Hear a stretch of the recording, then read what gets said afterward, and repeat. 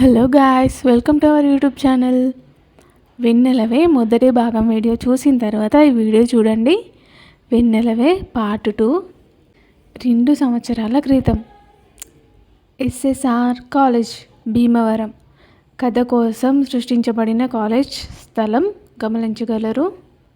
BSc, MSc, MBA, BTech, MTech అన్నింటికి ఒకే నిలయం. సూపర్ డూపర్ బంపర్ తోప్తో పాటు డొక్కు చెత్త వరస్ట్ దరిద్రపు ఎస్ఎస్ఆర్సి అన్నమాట. హ్యాపీ మెమరీస్ మాత్రమే ఉండుంటే డొక్కు చెత్త అని ఎందుకు అంటాను? ఎన్ని హ్యాపీ మెమరీస్ ఉన్నాయో అంతకు మించి సాడ్ మెమరీస్ కూడా ఉన్నాయి. అందుకే అలా అనాల్సి వచ్చింది. కాలేజ్లో అడుగు పెట్టగానే పచ్చని ప్రకృతి పలకరించి లోపలికి ఆహ్వానించింది మమ్మల్ని. సువాసనని వెదజల్లే పూల మొక్కలు, ఇంకా కొన్ని పచ్చని మొక్కలు వచ్చిపోయే వారికి మర్యాదలు చేస్తున్నట్టుగా ఉన్నాయి దారి పొడవునా. అప్పుడే భయంగా కాలేజ్లో అడుగు పెట్టాను నేను, అను, నా చెల్లి అవనితో పాటుగా. భయం నా బెస్టీ అన్నట్టు. అయినా పోను మీకే తెలుస్తుందిలేండి. బ్లూ కలర్ సల్వార్ కమీజ్లో కళ్ళజోడు నుంచి కూడా తొంగి చూస్తున్న పెద్ద నయనాలతో, కనుబొమ్మల మధ్యలో దిద్దిన చిన్న తిలకంతో, అమాయకమైన మొహంతో సంస్కారం ఉట్టిపడేలా జనని ఉండగా, అవని తనకి కంప్లీట్ ఆపోజిట్గా ఎల్లో టాప్ అండ్ బ్లాక్ జీన్స్లో చెవులకి చిన్న రింగ్స్తో పోనీటైల్ వేసుకొని రౌడీ బేబీలాగా ఉంది. అప్పటి వరకు నాకు ఎవ్వరూ తెలీదు ఆ కాలేజ్లో. అందుకే కొంచెం భయపడుతున్నాను లోపల. అందులోనూ కాలేజ్ ఫస్ట్ డే కదా, అందుకే కొంచెం భయం. అంటే ఇప్పటికే క్లాసెస్ స్టార్ట్ అయ్యి 4 days అయ్యింది. కానీ నేను రావడం ఫస్ట్ డే అంతే. అవనికి ముందే స్టార్ట్ కాబట్టి దానికి ఆల్రెడీ కాలేజ్ తెలుసు. భీమవరంలో మా కాలేజ్ తెలియని వాళ్ళు ఎవ్వరూ ఉండుండరు. అదే తెలిసిన వాళ్ళు. ఇద్దరం ఒకే దగ్గర ఉంటామని నేను కూడా ఈ కాలేజ్లోనే ఎంబీఏలో జాయిన్ అయ్యాను. అవని బీకామ్ కంప్యూటర్స్. మేము వచ్చేటప్పటికి టైం ఇంకా 9:15 అయ్యింది. కాలేజ్ 10కి. రోజు ఏమో కానీ ఇవాళ నాకు మొదటి రోజు కదా అని దాన్ని కూడా ముందే లాక్కొచ్చేసా. హి. బేసిక్గా మా ఇద్దరికి అస్సలు పడదు, కానీ ఉంటే మాత్రం మా అంత ప్రేమగా ఇంకెవ్వరూ ఉండలేరు కూడా. అంత బాగా చూసుకుంటుంది అవని. నేను కూడా అనుకోండి. కానీ అప్పుడప్పుడు ఇద్దరం తిక్క చేస్తాం. లైక్ ఏ రీజన్ లేకపోయినా అప్పుడప్పుడు పిచ్చి పట్టినట్టు నన్ను గెలికి మరీ కొడుతుంది. అదే నేనేం తక్కువని నేను కూడా దాన్ని ఫుల్గా కొడతా. కానీ నాన్న ముందు ఇద్దరం సైలెంట్. మాకు నాన్న అంటే భయం. పాత సినిమాలో విలన్స్ లాగా ఏం ఉండడు. చూడడానికి అందరి నాన్నలాగే ఉంటాడు, కానీ చాలా స్ట్రిక్ట్ ఫాదర్. అంతే డీసెంట్గా పెంచారు మమ్మల్ని. నా క్లాస్ రూమ్ ఎక్కడో తెలియక వెతుక్కుంటూ వెళ్తున్నాం ఇద్దరం. డిగ్రీకి, ఎంఎస్సీకి, ఎంబీఏకి సపరేట్ బ్లాక్స్ ఉన్నాయి అక్కడ. మేం ఎంబీఏ బ్లాక్లో సెర్చ్ చేస్తున్నాం.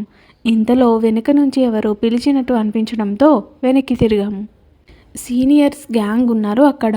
3 అబ్బాయిలు, 2 అమ్మాయిలు. మరో అబ్బాయి వాళ్ళ కొంచెం దూరంగా ఉన్నాడు. బ్యాగ్స్ వేసుకొని నిలబడి ఉన్నారు. నాకంటే కూడా సీనియర్స్, ఎంబీఏ సెకండ్ ఇయర్స్ వాళ్ళు మమ్మల్ని పిలిచారు. ఇద్దరం వెళ్ళాం అక్కడికి. మీ పేర్లు ఏంటని అడిగారు వాళ్ళు. ఇద్దరం ఒకరి మొహాలొకరు చూసుకొని పేర్లు చెప్పాము. మీరు ట్విన్ సిస్టర్సా అని అడిగాడు అందులో ఒక అబ్బాయి. లేదు సార్, జస్ట్ సిస్టర్స్, అంతే చెల్లె. దాని కూడా తెలియదు వాళ్ళు.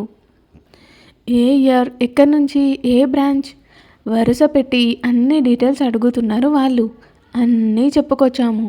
తల మాత్రం దించుకొనే ఉన్నాము భయంతో. ఓన్లీ ఆన్సర్ చేయడానికి తలెత్తాము.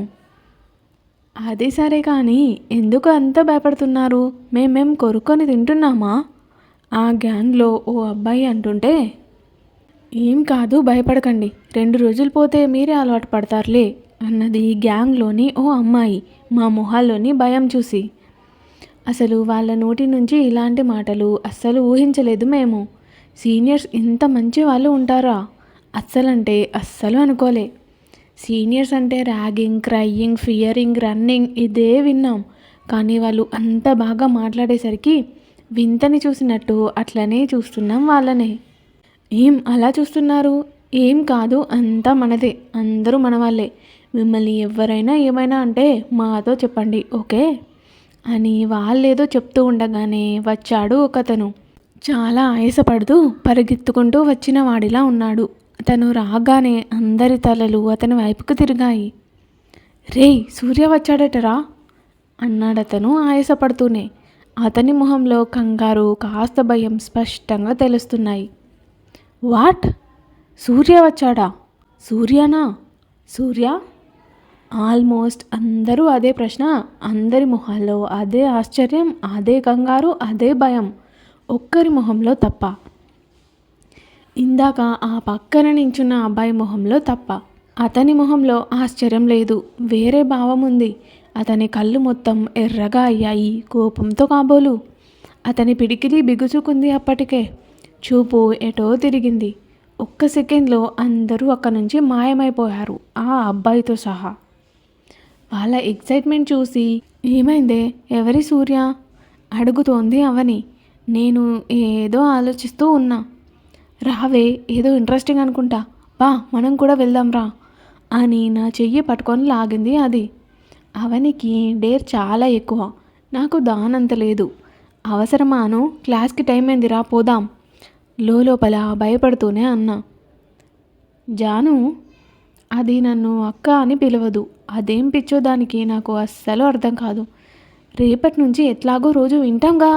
వాళ్ళ రియాక్షన్ చూసావా? ఆ సూర్య ఎవరో కానీ ఏదో ఇంట్రెస్టింగ్ న్యూస్ జరుగుతున్నట్టుంది. రా, మనం కూడా వెళ్ళి చూద్దాం. ఇట్లాంటి మూమెంట్స్ మళ్ళీ మళ్ళీ రావు, ధావే అని నా చెయ్యి పట్టుకొని లాక్కెళ్తోంది. ఇక నేను కూడా నడిచాను దాని వెనక.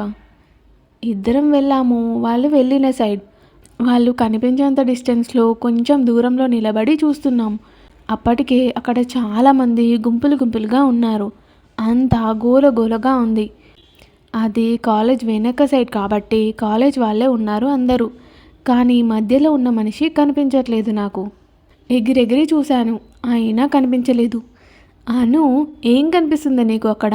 రా పోదాం, దాన్ని చెయ్యి పట్టుకొని లాగుతూనే అన్నా. హే ఉండు జాను, వెళ్దాం కానీ. అక్కడ చూడు, ఆ బ్లాక్ షర్ట్ అతను సూర్య అంటే అతనే అనుకుంటా అనగానే సడన్గా అటువైపు చూసా. కొంచెం కొంచెం బ్లాక్ షర్ట్ కాదు, నేవీ బ్లూ షర్ట్ అది, అదే కనిపిస్తోంది. కానీ మొహం అయితే కనిపించలేదు. నీ మొహం అది బ్లాక్ కాదే, నేవీ బ్లూ అన్న పళ్ళన్నీ బయటపెట్టి. బాగా కనిపెట్టావులే అన్నట్టు విచిత్రమైన చూపోటి చూసింది అది నన్ను. మరి నాకు అదే కనిపిస్తోంది, నేనేం చేయాలి అని మళ్ళీ అటు సైడ్ చూశాను. ఇందాక పక్కనున్న అబ్బాయి, ఆ సూర్య అనే అతను, ఇద్దరు గొడవ పడుతున్నట్టు ఉన్నారు. మళ్ళీ మళ్ళీ తొంగి తొంగి చూస్తూ ఉన్నా.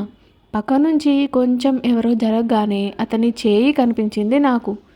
కుడి చేయి, చేతి నిండా రక్తం. ఓరి దేవుడా, రక్తాలు వచ్చేలా కొట్టుకుంటున్నారా, అది కూడా కాలేజ్లో. ఇదేం మాయరోగం రా వీళ్ళకి అనుకొని నోరు తెరిచి చూస్తున్నా. అప్పుడే ఇంకో చెయ్యి కనిపించింది. ఆ చేతికి ఆల్రెడీ కట్టు. ఒక చేతికి కట్టు, ఇంకో చేతికి రక్తం, ఇంకా గొడవ. దేవుడా, ఈడెవడో కానీ మా నాన్నకంట పడాల్సింది అని నోట్లోనే గునుక్కుంటూ రెప్ప వేయడం మర్చి చూస్తున్నా వాడివైపే. అతని రెండు చేతులకి దెబ్బలు, బ్లడ్. ఇందాక ఉన్నవాళ్ళు ఆ సూర్యని కంట్రోల్ చేస్తున్నారు, వేరే వాళ్ళు ఆ ఇంకో అబ్బాయిని కంట్రోల్ చేస్తున్నారు. అంతగా ఏం గొడవ పెట్టుకున్నారో ఏమో, నాకు భయం వేసింది వాళ్ళని చూడాలంటేనే. అసలే వాయిలెన్స్కి నేను చాలా దూరం మరి. కానీ అను ఏమో చాలా ఇంట్రెస్టింగ్గా చూస్తోంది. నేను పిలిచినా కూడా పట్టించుకోలేదు అస్సలు. మొత్తం అందులో లీనమైపోయింది అది. నేను భయపడుతూనే తలెత్తి అతని మొహం కనిపిస్తుందేమో అని చూస్తున్నా. కానీ లాభం లేదు, కనిపించలేదు. ఇంకా ఉంది. Thank you for watching guys. Story కనుక మీకు నచ్చినట్లయితే మన ఛానల్ని సబ్స్క్రైబ్ చేసుకొని బెల్ ఐకాన్ని ఆన్లో పెట్టుకోండి. అలాగే స్టోరీని లైక్ చేసి, షేర్ చేసి, కామెంట్ చేయడం మర్చిపోకండి.